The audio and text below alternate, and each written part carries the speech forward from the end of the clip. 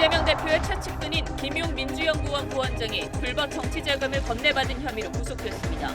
민주당은 검찰의 조작 수사라고 반발했고 국민의힘은 검은 돈의 흐름이 드러났다며 수사에 협조하라고 압박했습니다. 김용 부원장에게 정치자금을 건넸다고 진술한 것으로 알려진 유동규 전 본부장이 이재명 대표가 모르는 게 있겠냐며 내 죗값만 받겠다고 작심 발언을 쏟아냈습니다. 검찰이 회유했다는 민주당 주장에는 회유당할 사람이 아니라고 했습니다. 서해 공무원 피살 사건 관련 은폐 조작 의혹을 받고 있는 서욱 전 국방장관과 김홍희 전 해경청장이 구속됐습니다. 문재인 정부 당시 윗선을 향한 검찰 수사에 속도가 붙을 전망입니다. 서울 도심에서 보수 진보단체가 대규모 집회를 열어 극심한 혼잡이 빚어졌습니다. 대통령실은 정권 퇴진 집회에 대해 헌정 질서를 흔드는 일은 바람직하지 않다고 했습니다.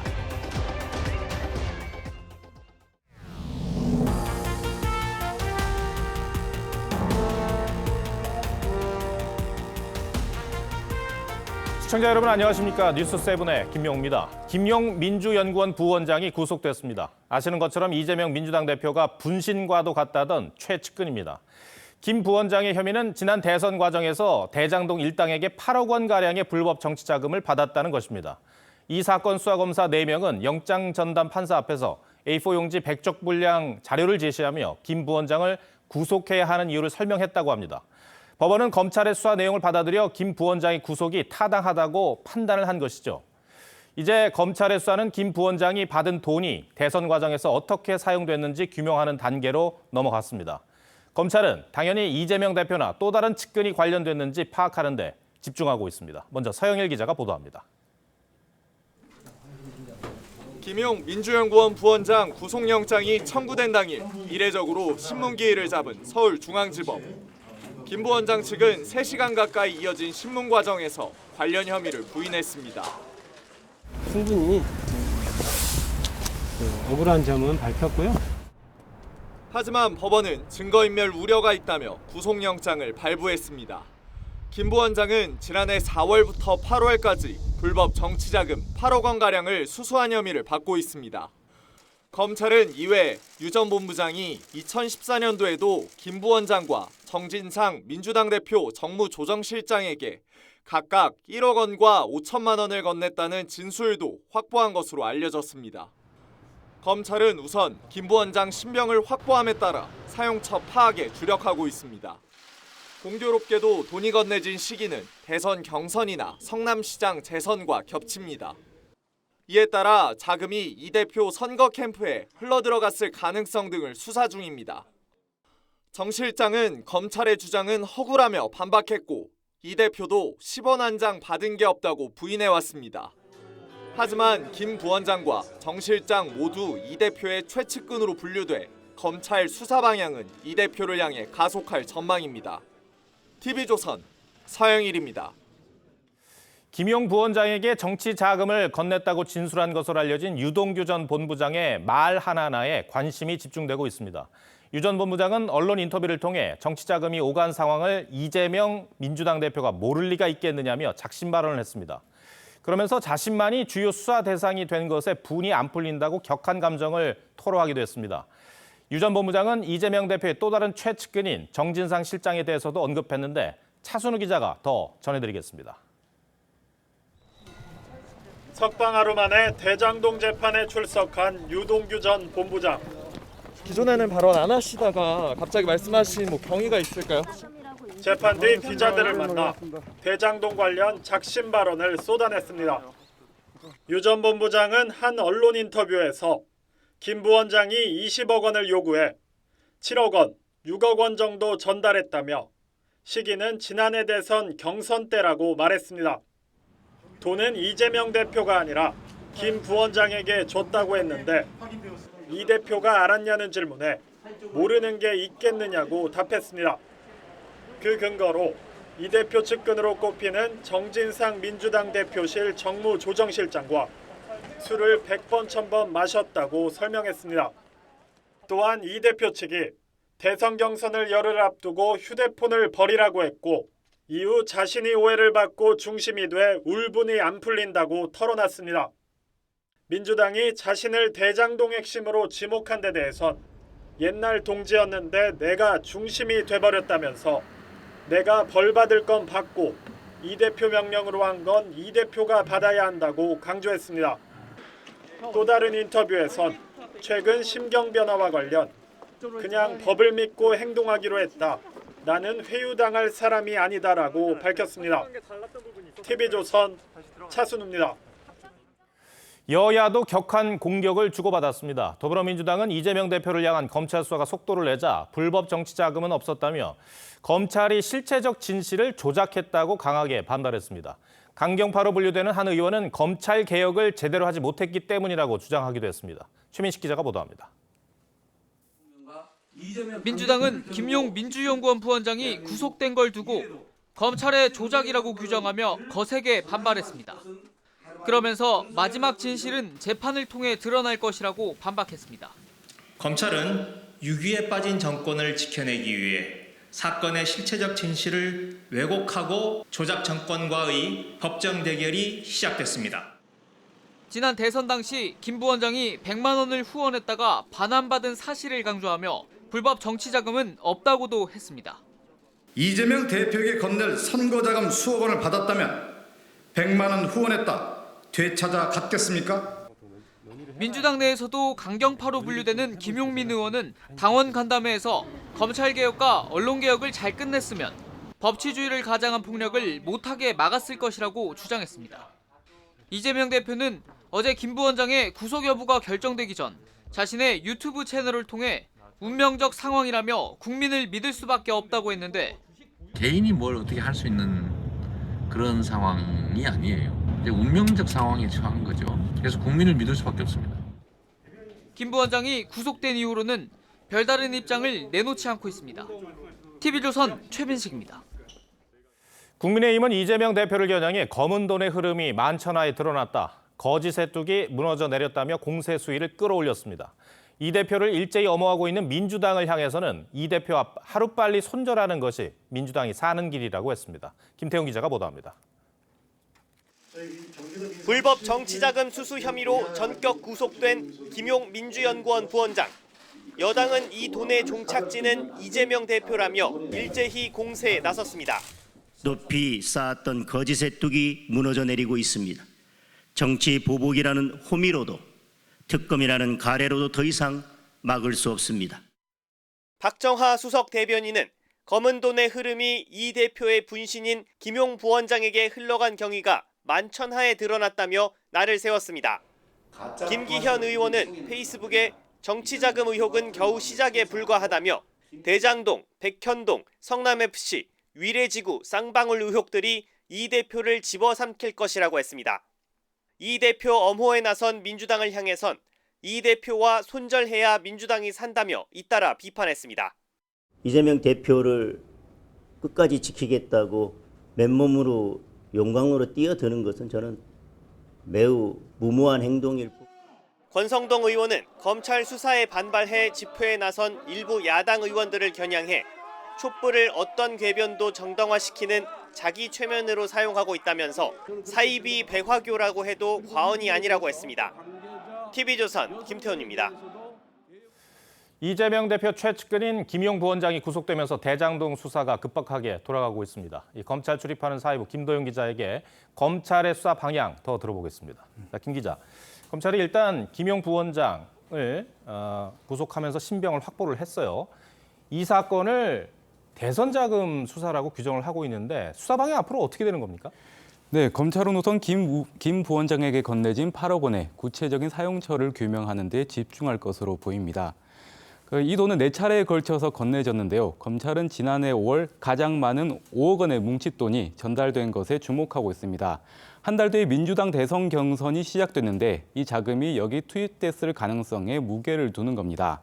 검찰은 또 남 변호사가 돈을 전달을 하면서 김 본부장에게 부동산 신탁회사 설립 허가와 함께 또 경기도 안양시에 군 탄약고 이전 청탁도 했다는 진술도 확보한 것으로 전해졌습니다. 네. 이 때문에 법조계에선 김 부원장이 청탁과 함께 돈을 받아서 정치 자금뿐만이 아니라 뇌물 혐의도 적용할 수 있을 거라고 보고 있습니다. 네. 하지만 돈이 모두 현금으로 전달돼서 검찰이 사용처를 입증할 물증을 확보하는 것은 또 조금 어려울 거라는 전망도 나오고 있습니다. 예. 많은 분들이 아시겠습니다만 유동규 전 본부장의 그 휴대폰 인멸 부분 있지 않습니까? 이 부분도 아주 결정적인 역할을 했다는데 설명을 좀 해주시죠. 네.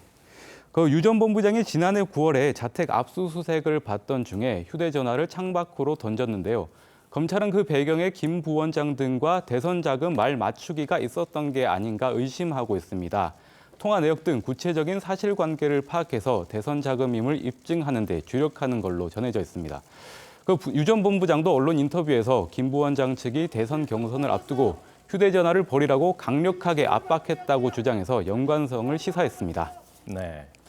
이 불법 정치자금 8억 원 외에도 추가로 돈이 건네진 정황이 있다 이런 얘기가 있던데 어떤 얘기입니까? 네, 유 전 본부장이 2014년에 김 부원장과 정진상 실장에게 각각 1억 원과 5천만 원을 건넸다는 진술을 검찰에 한 것으로 알려져 있습니다. 또 언론 인터뷰에서 8억 원을 전달한 것은 세 발의 피다. 작은 돌 하나 던진 것이고 나는 시작일 뿐이다 라고 말하면서 추가적인 폭로가 있을 것임을 예고했습니다. 하지만 다만 유 전 본부장이 추가 폭로를 한다고 해도 그 진술의 진위를 뒷받침할 증거를 확보하는 것은 검찰의 또 다른 과제가 될 것으로 보입니다. 예. 유동규 전 본부장뿐만 아니라 그 이른바 대장동 사람들로 불리는 그런 사람들이 있잖아요. 남욱 변호사라든가. 근데 이런 사람들의 태도 변화도 감지되고 있다는데 그렇습니까? 예, 그 8억 원 전달 진술은 유 전 본부장이 한 것이지만 그 진술을 입증할 증거를 제출한 것은 남욱 변호사 측이라는 것에 주목을 할 필요가 있을 것 같습니다. 그 남 변호사도 검찰 수사에 협조했다고 볼 수 있는 대목이라고 할 수 있겠는데요. 그 저희 취재에 따르면 남 변호사는 지난달에 위례 신도시 개발 특혜 의혹으로 추가 기소되면서 크게 위축됐고 그 전후로 검찰 수사의 태도가 바뀐 것으로 알려졌습니다. 역시 대장동 팀으로 꼽히는 김만배 씨는 불법 정치 자금 등에 대해서는 일체 진술하지는 않는 것으로 알려졌지만 그럼에도 김 씨 측에선 수사가 제대로 궤도에 오른 것 같다는 의미심장한 말을 저희 취재진에게 한 바 있습니다. 네. 김도영 기자 앞으로 더 바빠지겠습니다. 네. 잘 들었습니다.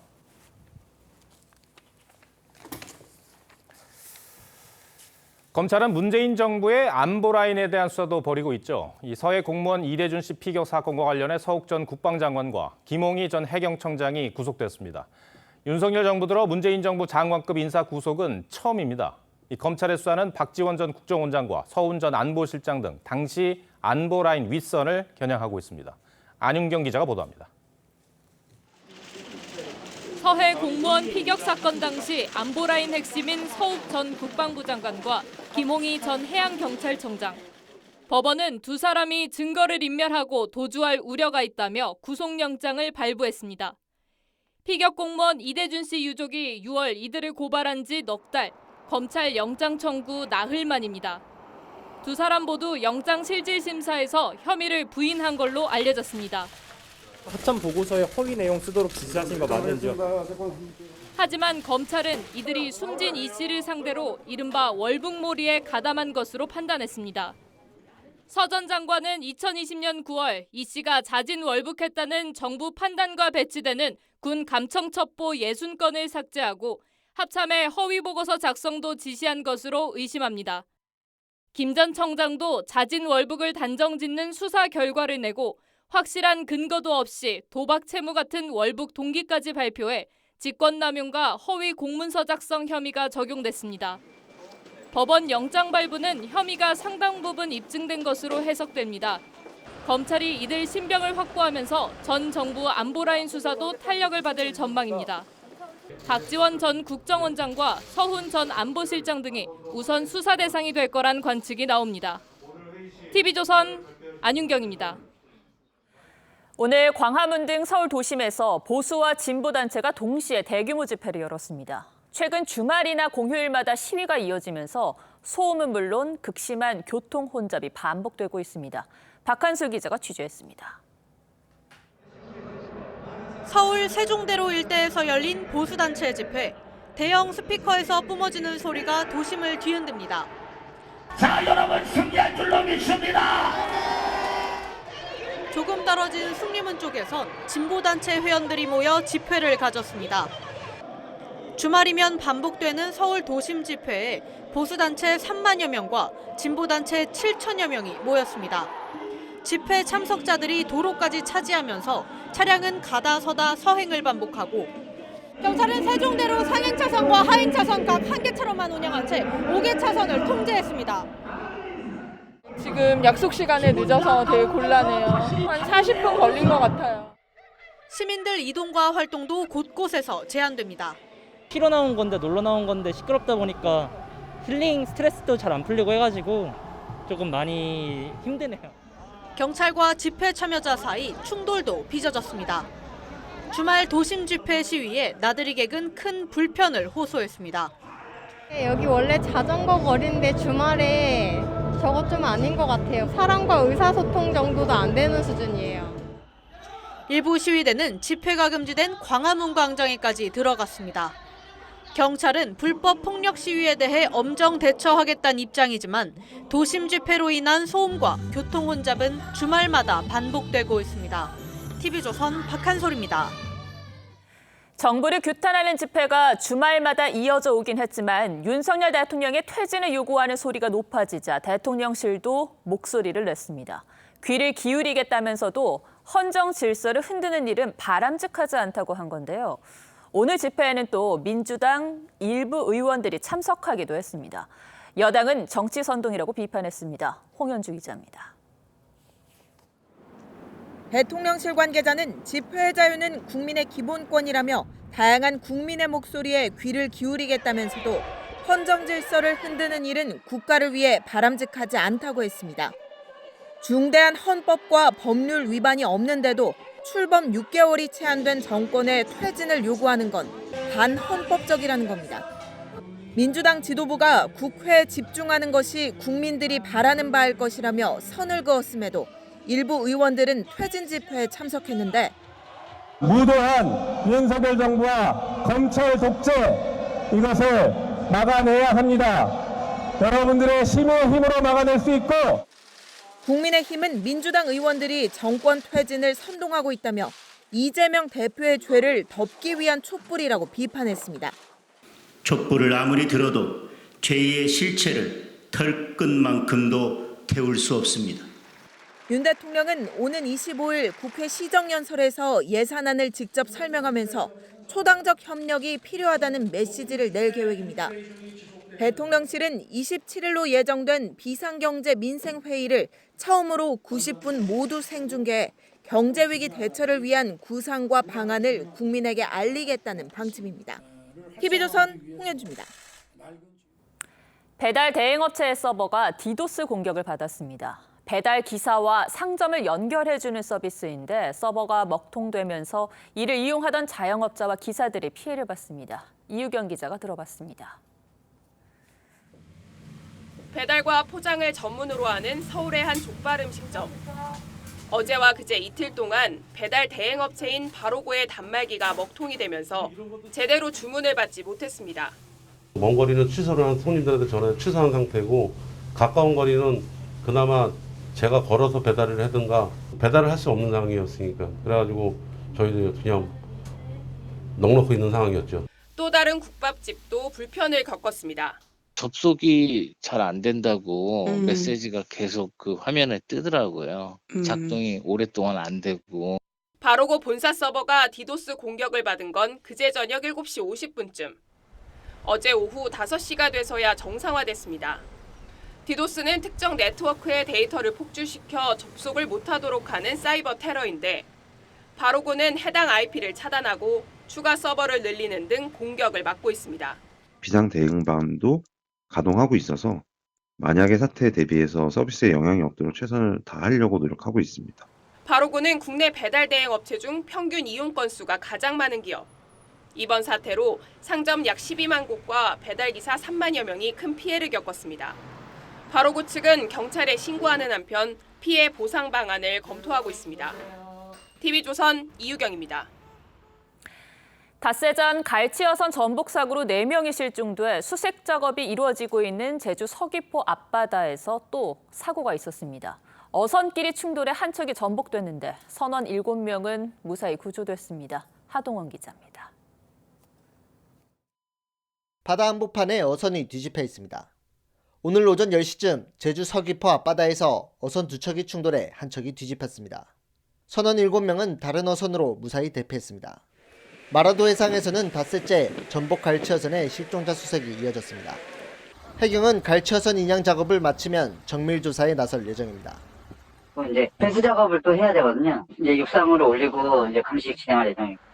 근로자 2명이 숨지고 3명이 크게 다친 안성물류창고 신축 공사장 붕괴 사고와 관련해 경찰이 현장 소장을 업무상 과실치사 혐의로 입건했습니다. 오는 27일에는 부실 시공 여부 등을 밝히기 위한 합동 감식이 진행됩니다. 과실이 있는지 이제 그런 부분을 조사를 해야죠. 여러 가지 부분은 이제 그 다른 기관하고 같이 협의해가면서. 오늘 낮 12시 반쯤 충남 천안에서는 무면허 음주운전을 하던 20대가 편의점으로 돌진했고, 오늘 오전 10시 20분쯤 강원 정선에서 난 산불은 1시간 40분 만에 큰 불길이 잡혔습니다. TV조선 하동훈입니다. 이재용 삼성전자 부회장은 10년째 부회장직을 유지해오고 있습니다. 하지만 사실상 경영의 총책임자 역할을 하고 있고, 특히 특별 사면이 된 이후에는 회장으로 승진하는 데 무게가 더 실리고 있습니다. 이번 달 말에 승진이 유력한 것으로 전해집니다. 하지만 삼성의 실적 부진과 여전한 재판 리스크는 걸림돌입니다. 박상현 기자입니다. 지난달 영국 출장을 마치고 귀국한 이재용 삼성전자 부회장. 회장 승진 질문에는 즉답을 피했습니다. 연내 회장 승진 계획은 있으신지도? 회사가 잘 되는 게 더 중요할 것 같습니다. 오는 27일 삼성전자 이사회에서 이 부회장의 회장 승진 안건이 다뤄질 가능성이 높습니다. 승진 시점은 11월이 유력합니다. 2022년 12월 삼성전자 부회장에 오른 뒤 10년 만입니다. 재계에선 11월 1일이 삼성전자 창립 기념일로 이 부회장에게도 의미가 있는 날로 평가하고 있습니다. 다만 삼성의 실적 위기는 이 부회장에게 부담입니다.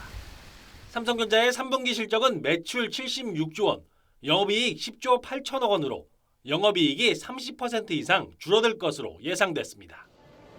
또 등기이사에 복귀하기 위해선 주주총회를 거쳐야 하는데, 지난 2016년 이 부회장의 등기이사 선임 당시 주주들의 반발이 거셌습니다. 그 과정에서 기업의 가치를 보다 높이고 주주의 이해관계에 보다 일치해 나가는 과정으로 책임 경영을 내세우며 회장 승진 초읽기에 들어간 이 부회장. 삼성물산과 제일모직 부당합병 혐의 재판과 삼성 바이오로직스 분식회계 의혹 재판 등 사법 리스크도 여전히 남아 있습니다. TV조선 박상현입니다. 네, 부동산 시장 침체 분위기 속에 이번 주 새 이슈가 있었습니다. 강남 재건축의 상징으로 꼽히는 대치동 음마아파트가 재건축 심의를 통과한 겁니다. 첫 단추는 채웠지만 변수는 많습니다. 시장 분위기는 어떤지, 그리고 재건축 사업에 탄력은 붙을지 경제부 김지아 기자와 따져보겠습니다.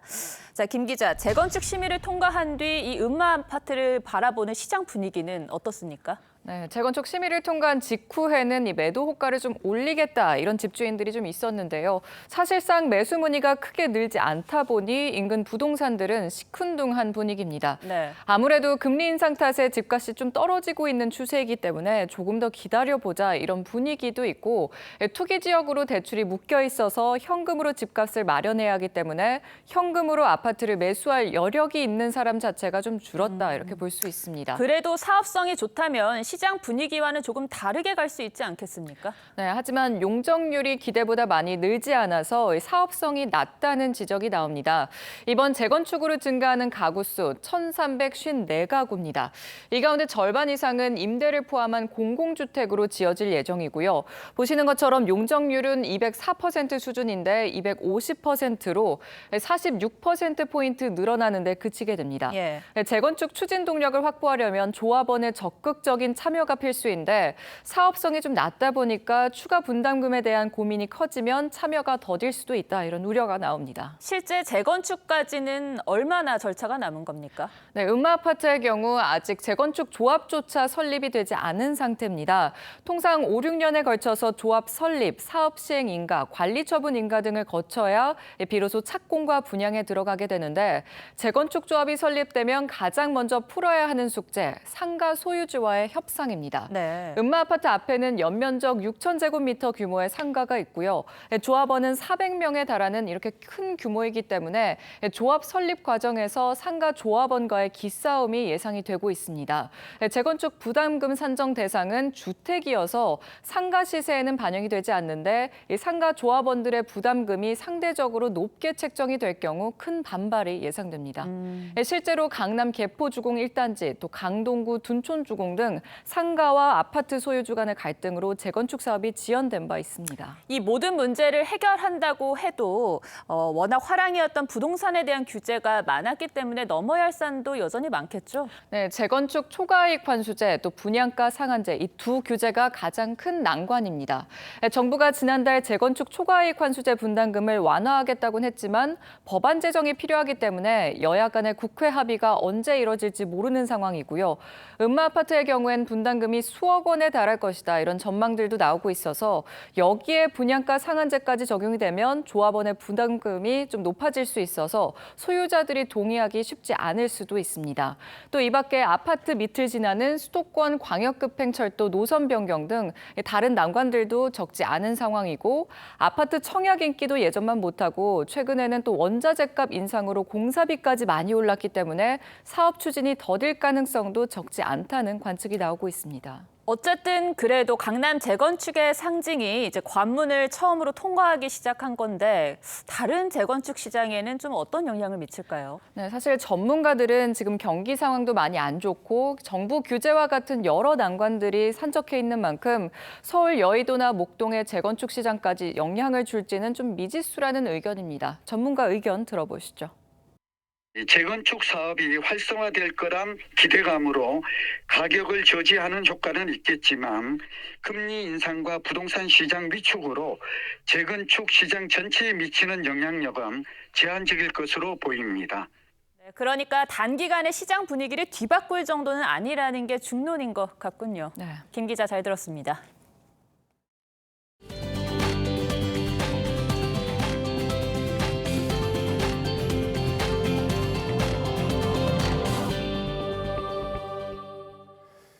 시진핑 중국 국가주석이 공산당 당원을 고치면서 장기 집권에 막을 올렸습니다. 최고 지도자의 10년 재임 전통을 무너뜨리며 3년임을 확정 지은 겁니다.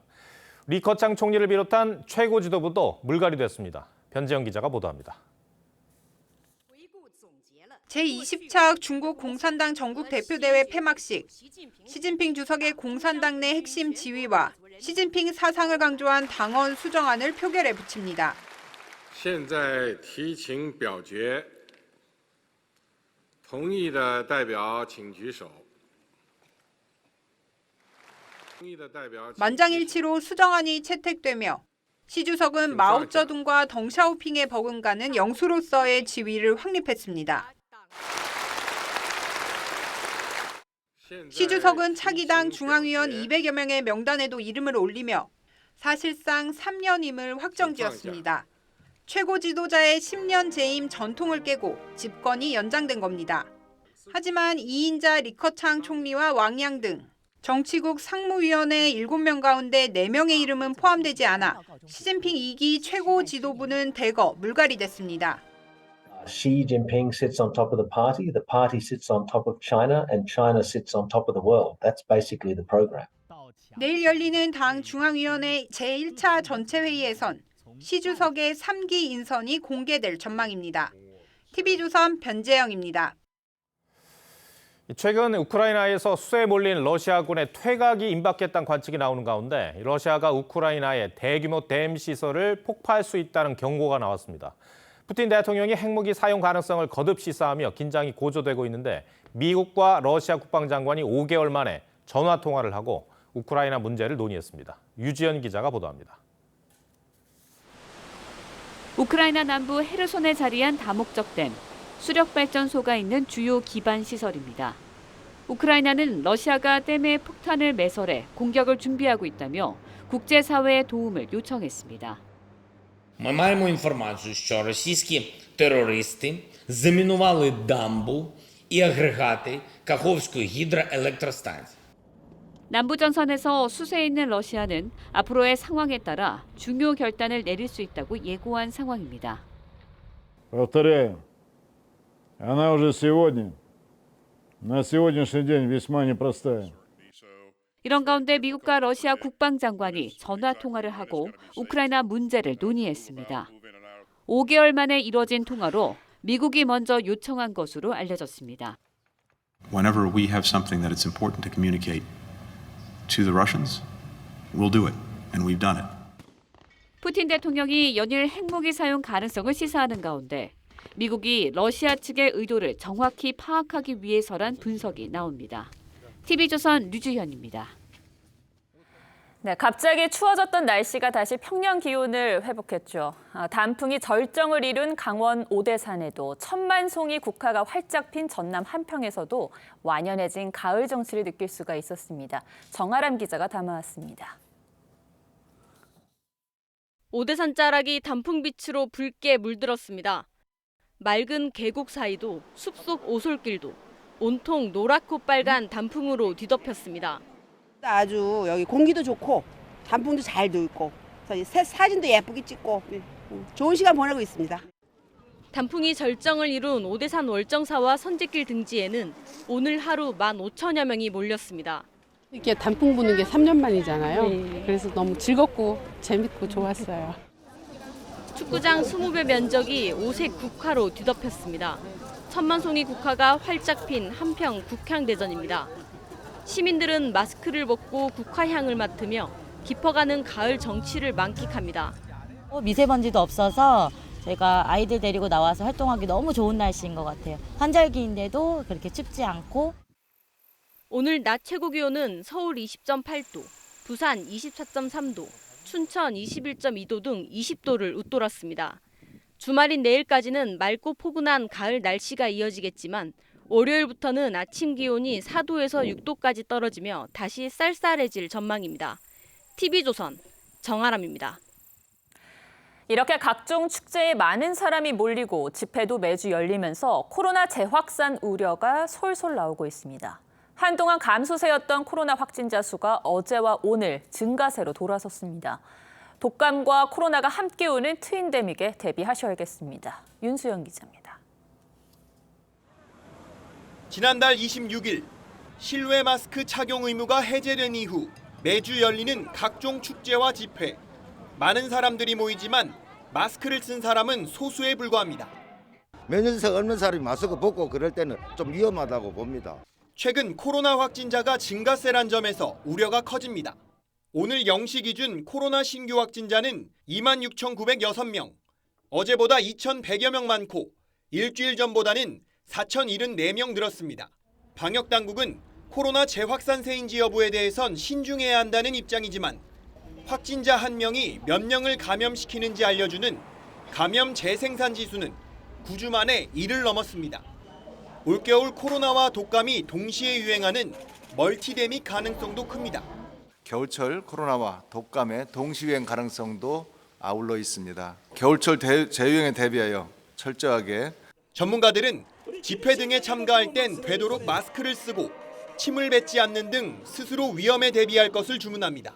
밀집한 환경에서는 비말이 튈 수 있는 행동을 자제한다라는 것은 가장 기본적인 방역 수칙이라고. 일상 회복을 앞당기기 위해 성숙한 시민의식이 필요하다는 지적입니다. TV조선 윤수영입니다. 최근 우크라이나 사태를 바로 앞에서 지켜본 폴란드가 한국산 무기를 대거 도입하고 있습니다. 다연장 로켓 천물을 약 8조 원어치 구매하기로 한 데 이어 이 장갑차 레드백까지 도입을 검토하기 시작했다고 합니다. 이 성능 좋은 무기를 초고속으로 납품해 주는 것에 감탄했다는데 정작 우리 군이 받아야 할 무기들은 납품이 늦어진다는 우려가 나옵니다. 윤동빈 기자 리포트 전해드리고 뉴스야 이어가겠습니다. 울퉁불퉁한 험지를 시속 65km의 속도로 사파리 차량처럼 가볍게 달리는 국산 장갑차 레드백. 총 5조 원을 들여 400여 대를 도입하려는 호주 육군을 위해 장갑차 이름도 호주의 붉은 등거미에서 따왔는데 첫 계약 낭보는 유럽 폴란드에서 먼저 들려올 가능성이 생겼습니다. 폴란드 국방부 장관은 어제 트위터에 차량 사진과 함께 레드백 도입을 고려하고 있고 이미 테스트를 시작했다고 올렸습니다. 올해 초 K2 전차와 K9 자주포, FA-50 경공격기를 25조 원어치 사간 폴란드는 지난 20일 8조 원 규모의 국산 다연장 로켓 천무 도입 기본 계약을 체결했습니다. 레드백까지 합치면 우리나라가 폴란드에 판매한 무기는 35조 원 규모를 넘어설 전망입니다.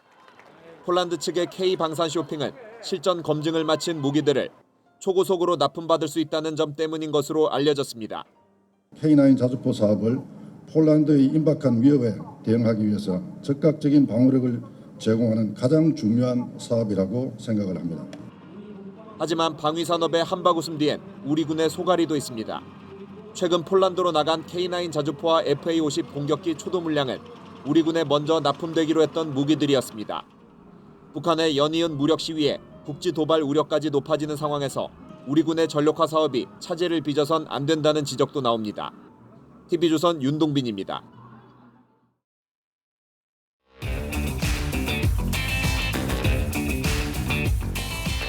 뉴스야 시작합니다. 정치부 김아림 기자 나와 있습니다. 첫 번째 물음표 볼까요? 네, 첫 번째 물음표는 열리는 유동규의 입 왜입니다. 대장동 사건의 키맨 유동규 전 본부장이 김용 부원장 체포에 결정적인 진술을 한 것으로 알려졌는데 태도의 변화가 있는 겁니까? 네, 태도의 변화는 공개 발언에서도 확인이 되는데요. 지난해 인터뷰 먼저 들어보겠습니다. 현금을 받으신 게 있다 이런 보도들이 있는데 저는 그거를 언제 어디서 그다음에 누가 그랬는지 정확하게 밝혀주세요.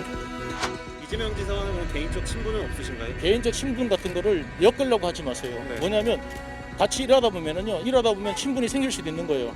그 이상 그 이하가 아니에요. 과거 이 대표와의 친분을 포함해 금품 수수 의혹을 부인했던 유동규는 1년 만에 구속기한 만료로 풀려난 뒤 제가 좀 미련해서 숨길까 생각했는데 사실 그대로 다 얘기하겠다라고 태도를 바꿨습니다. 이유가 뭡니까?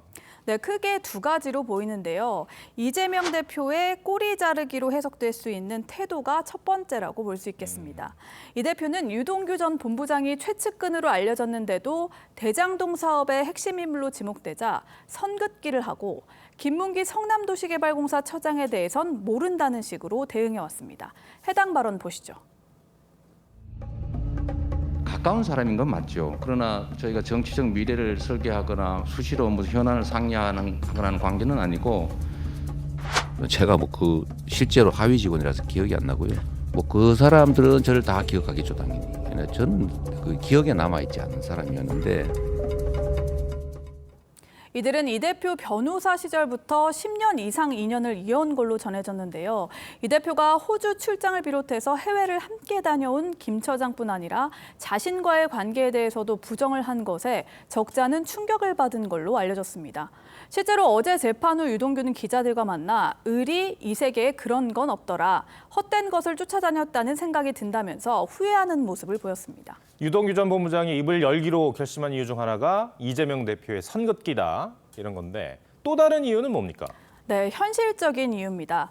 법조계에 따르면 변호사비를 포함해 자금이 바닥난 것도 영향을 미쳤습니다. 검찰 조사는 변호인 입회하에 보통 하루에 10시간 정도 하는데 최소 비용으로 잡아도 시간당 30만 원, 하루 300만 원 정도가 드는데요. 일주일에도 수차례씩 조사를 했기 때문에 한 달에 수천만 원을 변호사비로 냈을 걸로 추정됩니다. 실제 유 씨는 기자들과 만나 정진상은 빚도 없이 아파트를 얻었지만 자신은 빚이 더 많이 남았다면서 가족도 못 지킨 게 바보 같고 후회스럽다고 했습니다. 네. 첫 번째 물음표 정해볼까요? 네, 첫 번째 물음표 열리는 유동규의 입 왜의 느낌표는 진실의 문은 결국 열린다로 하겠습니다. 네. 민주당은 유동규가 입을 연 건 검찰의 회유 때문이다. 형량을 거래한 거라고 주장하고 있는데요.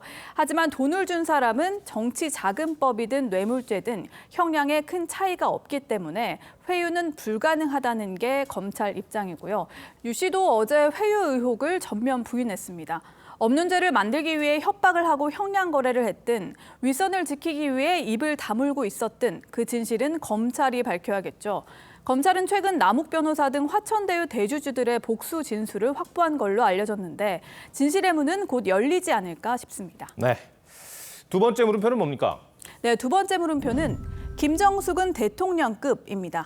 김정숙 여사가 해외 순방에서 대통령급 대우를 받았다. 이런 뜻입니까? 네, 최근 논란이 됐던 김정숙 여사의 2018년 인도 순방 당시 전용기에 대통령 휘장을 건 사실이 재조명되고 있습니다. 순방 당시에도 지적이 있었는데요. 청와대는 국빈급 예우로 대표단의 성격을 보여주기 위한 거라고 했었습니다. 대통령 표장에 대한 공고를 보면 대통령이 탑승하는 항공기에 사용한다고 되어 있는데 대통령이 타는 전용기라고 봐야 할지 대통령이 탑승한 경우로 봐야 할지 해석의 여지가 있었습니다.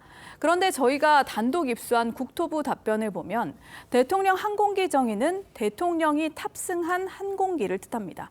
그러니까 영부인이든 정부 대표단이든 전용기를 타더라도 대통령이 그 자리에 없으면 휘장을 달면 정부 훈령 위반이 됩니다. 이런 이유에서 앞서 이낙연 전 총리도 전용기를 타면서 휘장을 가렸고요. 해외 사례의 경우 미 트럼프 전 대통령 부인 멜라니아 여사도 단독 순방 당시 대통령 휘장 대신 공군 휘장을 걸었었습니다. 조사가 필요하다는 지적이 나옵니다. 영부인 혼자 탄 비행기에는 혹은 여러 항공기에는 휘장을 달 수 없는 것으로 명백하게 확인이 됐기 때문에 조금 더 면밀한 조사가 필요해 보입니다. 영부인이 전용기를 타는 근거 규정에 대해서도 알아봤죠? 네, 저희가 단독으로 입수한 문체부 답변서에 따르면요. 대통령 가족의 경우를 명시한 법이 전용기 사용 근거였습니다. 김 여사는 당시 10여 명의 경호 인력과 동행을 했는데요.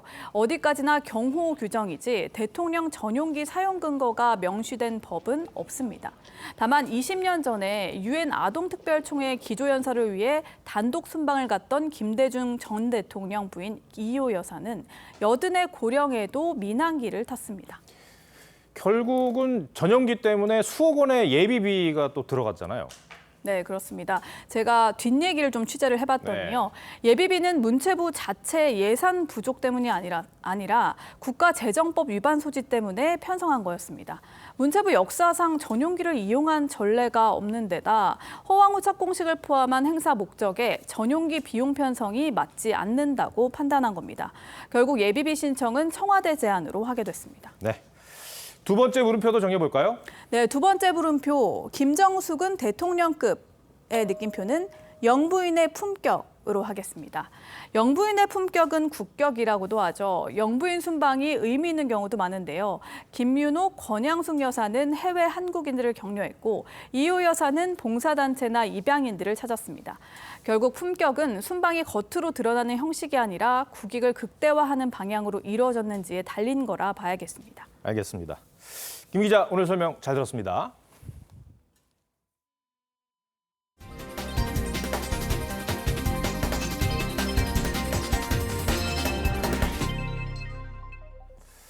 네, 프로야구 플레이오프 출전팀이 정해졌습니다. 키움이 준 플레이오프에서 KT를 3승 2패로 꺾어 기다리고 있던 LG와 맞붙게 됐습니다. 박소영 기자입니다. KT 배정대의 삼진아웃. 준 플레이오프 5차전이 키움의 4대3 승리로 확정되는 순간입니다. 시리즈 전적 3승 2패 키움의 승리. 키움이 2019년에 이어 3년 만에 플레이오프에 진출했습니다. 4회에 터진 송성문의 투런 홈런이 결정적이었습니다. 이지영의 2루타로 만든 2사 2루 상황에서 송성문이 귀중한 결승 타점을 뽑아냈습니다. 키움은 5회에도 이용규와 김혜성의 안타에 이은 상대 폭투로 추가점을 올렸습니다. 추격하던 KT로서는 2대4로 2점 뒤진 8회, 장성우의 장타가 못내 아쉬웠습니다. 시원하게 뻗어간 타구가 담장에 맞으면서 2루 주자 알포드만 득점, 한 점만 쫓는데 그쳤고 그 한 점의 차이를 경기가 끝날 때까지 좁히지 못했습니다. 준 플레이오프 5차전에서 결승 홈런을 기록한 송성문은 경기 MVP로 선정됐습니다.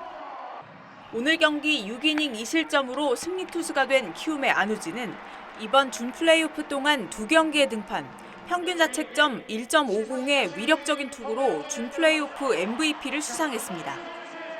키움과 한국 시리즈 진출을 놓고 다툴 팀은 정규 시즌 2위 LG입니다.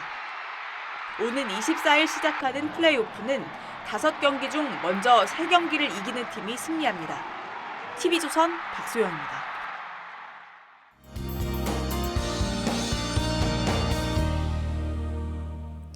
날은 포근했지만 뿌연 하늘이 조금은 아쉬웠던 하루였습니다. 미세먼지는 서쪽 지역에서 정체되다가 내일 오후부터는 맑아지겠습니다. 동쪽 지역은 비 소식이 있습니다. 양은 매우 적겠고요. 동해안 쪽으로만 최고 70mm가량이 오겠습니다. 주말 계획에 참고하셔야겠습니다. 기온은 오늘보다는 조금 낮겠는데요. 서울의 한낮 기온 17도가 예상되고요. 남부 지역은 전주가 19도, 대구가 20도를 보이겠습니다. 물결은 대부분 해상에서 높게 일겠습니다. 해안가 안전사고에 유의하셔야겠습니다. 당분간 일교차 큰 날씨가 이어지겠고요. 다음 주 초반 아침에는 반짝 춥겠습니다. 날씨였습니다. 대장동 팀의 유동규 전 본부장이 입을 열기 시작했습니다. 제 눈에 가장 띈 말은 의리였습니다. 이 세계에는 의리, 그런 게 없더라며 후에 섞인 감정을 토해냈습니다. 문득 사전에 찾아보니 의리는 사람으로서 마땅히 지켜야 할 도리라는 의미였습니다. 그런데 이 본래 뜻과 다르게 우리 사회에서는 누군가의 청탁을 들어주고 불법을 눈감아주는 걸 의리로 포장하고 있는지도 모르겠습니다. 한때 대한민국은 의리 열풍에 빠진 적이 있었죠. 그 중심에는 의리남 배우 김보성 씨가 있었습니다. 김 씨는 자신에게 의리는 정의감이라고 하더군요. 정의가 빠진 의리는 비리로 변질되기 십상입니다. 그들에게 지금 필요한 건 법 앞에서 진짜 의미의 의리를 보여주고 법의 판단을 기다리는 것일 겁니다. 오늘도 시청해 주셔서 고맙습니다.